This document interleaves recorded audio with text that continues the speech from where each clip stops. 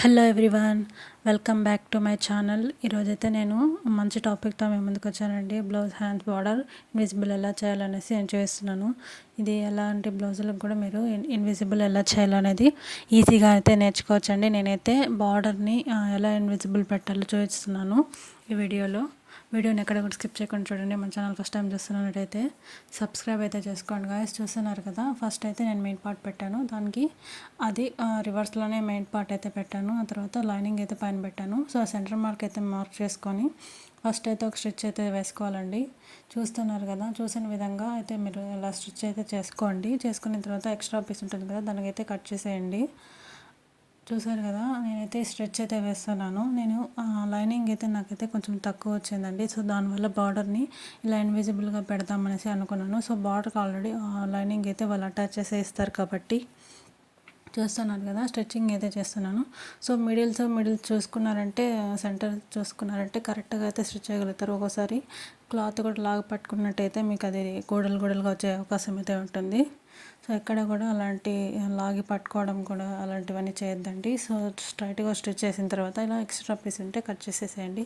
నేనైతే double stitch చేశానండి. దేనికైనా కూడా డబుల్ స్టిచ్ వేస్తేనే మనకి మంచిగా ఉంటుంది. సో డబుల్ స్టిచ్ వేసేయండి నీట్గా. చూస్తున్నారు కదా, తర్వాత దాన్ని ఇలా ఫోల్డ్ చేసుకొనేసి ఎక్కడ కూడా గోడ రాకుండా స్ట్రైట్గా అయితే దాన్ని తీసుకోవాలండి. గుడ్డ బాగా కూడా సెట్ చేసుకోవాలా. తర్వాత నేను దాని మీద లైనింగ్ పైన స్టిచ్ చేస్తున్నానండి.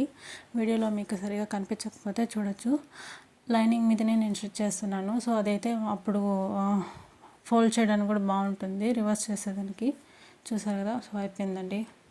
ఈజీగా ఇలా ఇన్విజిబుల్ ఎలా చేయాలనేది కూడా ఈజీగా ఇలా చేసుకోవచ్చు. చూసారు కదా, మనకైతే మామూలుగా అయితే స్ట్రైట్గా అలా కొట్టేశారంటే సో పోగులుగా దారాలు అయితే వచ్చేసే ఛాన్స్ అయితే ఉంటుంది. ఇప్పుడు ఇలా చేస్తే మనకి ఎలాంటి పోగులుగా రావడం కూడా అలాంటివన్నీ ఏం జరగదు. సో నేనైతే ఓవరాల్ స్టిచ్ అయితే వేస్తున్నానండి. సో ఎక్కడ కూడా మీరు లాగి పట్టుకోవడం అలాంటివి అయితే చేయకూడదు. నీట్గా ఇలాగా సెట్ చేసుకుంటూ జరుపుకుంటూ చిన్నగా కుట్టుకోవాలండి. సో మీకు ఒకవేళ అది గుడ్డ జరగలేదనుకుంటే పాదము పైకి ఎత్తేసి నీడిల్ కిందనే పెట్టేసి ఇలా స్టిచ్ చేసుకున్నట్టయితే గుడ్డ మనకి ఎలా కావాలంటే అలా అడ్జస్ట్మెంట్ అవుతుంది. నేను చూపిస్తున్నాను కదా మీకు.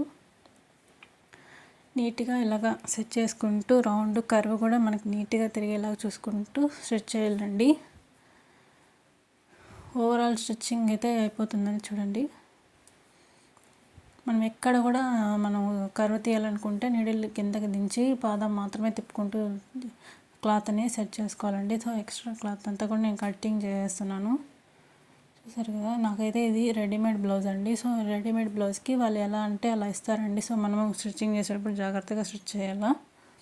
మనకి లైనింగ్ కూడా తక్కువ వస్తుంది. సో ఎల్బో హ్యాండ్స్ కంటే ఆల్మోస్ట్ కొన్ని లైనింగ్స్ అయితే తక్కువ వస్తుంది. సో అప్పుడు తక్కువ ఇలా వచ్చినప్పుడు ఇలా ఇన్విజిబుల్గా హ్యాండ్స్ అయితే పెట్టుకున్నట్టయితే ఈజీగా ఉంటుంది. చూసారు కదా ఓవరాల్గా ఎలా ఉందో.